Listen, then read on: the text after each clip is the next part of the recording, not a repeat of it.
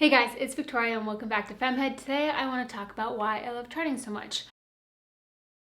And kind of in the spirit of today's video, if you want to learn more about your cycle, how to chart it using the sympto-thermal method, you can go ahead and sign up for my Chart Your Cycle course, which starts November 8th, and you just need to be signed up by Tuesday, November 7th. I will link all that stuff in the description. Go check it out if you're interested. Last cycle, I had one of those thank God for charting moments, and that's because I ovulated 4 days later than normal, and I'm sure everyone out there knows what a 4-day late period can do to your stress and anxiety levels. So it was just really nice to know then and there, like, it was going to be at least 4 days late. I was never really a geek about numbers or data until charting, and now I really geek out about like the very minute details of things. I love comparing my cycle to past cycles and little oddities and similarities between my cycles. An example of this, like I just said, I normally ovulate around day 13, and this past cycle I saw that I actually ovulated on day 17. I had a 2-day temperature rise and then a 12-day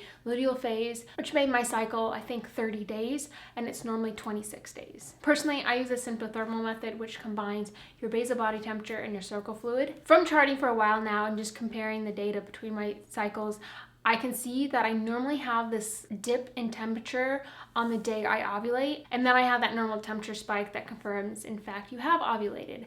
And while I don't ever rely on that dip, I just think it's something cool to see. You're like, oh, it's happening, I'm ovulating today. And then I compare that to my cervical fluid and other symptoms, and I just know when I'm ovulating. I normally have a 2-day temperature drop before my period starts. If you're familiar at all with a normal temperature pattern, it's a little bit higher around your period just because your body's warmer, and it drops down a little bit, stays down for a few days, spikes after you ovulate, and then stays high, and then dips down again at the start of your period. But I have noticed recently that I have kind of like a 2-day drop, and this past cycle, actually, I had 2 days where my temperature hovered like right above my cover line before it dropped and my period started. I like to view my cycle as like an overall health report card for how my body's doing, because if things are good within my cycle and normal, I know everything's okay. But the moment something's off, I know I need to figure that out and heal that issue and to balance that all out again. Knowing what to expect not only prepares you for what's going to happen, but it serves as a baseline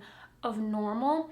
And so I know that, you know, leading up to my period and during my period, I'm gonna be a little bit exhausted, but I know that's normal and I'm not concerned when that happens. But if I start feeling exhausted at different points in my cycle when I should actually feel a lot of energy, then I know that there's something going on that needs to be addressed. I've learned things like how much sleep I'm getting, what I'm eating, what I'm doing day to day really affects my not only overall cycle, but especially my period.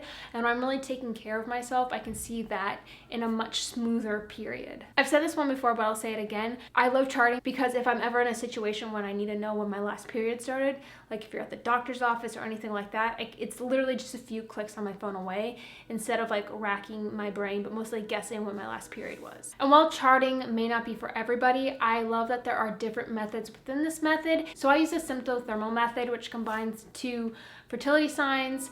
There are other methods that use those. Then there are fluid-only methods and temperature-only methods, and there are reasons that women might not be able to rely on their fluid, or they can't get a consistent temperature pattern. I like that there is kind of something for everyone if they want it, as well as it's something you can use to just get more in tune with your body. You can use it as birth control, and you can use it to get pregnant.